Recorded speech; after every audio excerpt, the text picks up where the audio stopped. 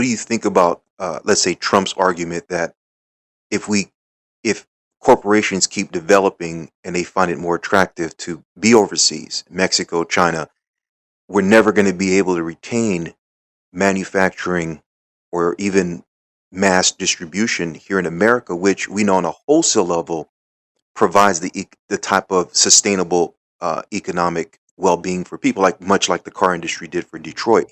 Do you think that's a Yeah. plausible argument? Do you think does Florida need more manufacturing as a large exporter to Latin America and Central America? And if so, why isn't that type of discussion and conversation being uh, happening on a larger scale?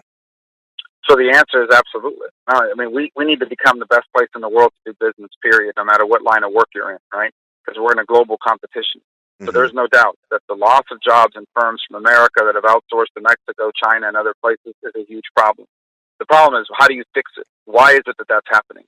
And there are reasons why that's happening. For example, if you move an auto plant from Detroit or from anywhere to Mexico, just on labor costs alone, you can produce that car $1,000 cheaper than you can in the United States. And then you add to that the fact that just to even open that plant, it takes 3 years to get those permits in America to open that plant because of the federal government regulations. In Mexico, you can get that permit in 90 days. So those two reasons alone. And then third, Mexico has free trade agreements with about 40 countries. So if you build something in Mexico, you can export it from there to one of these countries without tariffs. As if you export it from America, we only have free trade agreements with about 11 to 12 countries. So all of those things combine and conspire against us to attract these industries away from us. So on the labor cost side, I don't want us to have low wage labor. I want all of our jobs to be well paid. So, but I think we're okay because the American worker is better than the workers anywhere else in the world. But the other two things are because of the government, particularly the regulations. We just can't be that much more expensive than everybody else, than we are right now.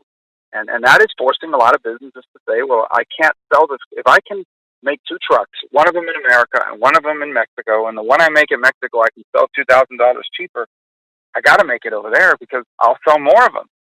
And we got to change that dynamic. We got to change that primarily by ensuring that we're going to have regulations that keep our air clean and our water safe and all that. That's important. But we can't over-regulate because we are basically forcing businesses to take jobs overseas.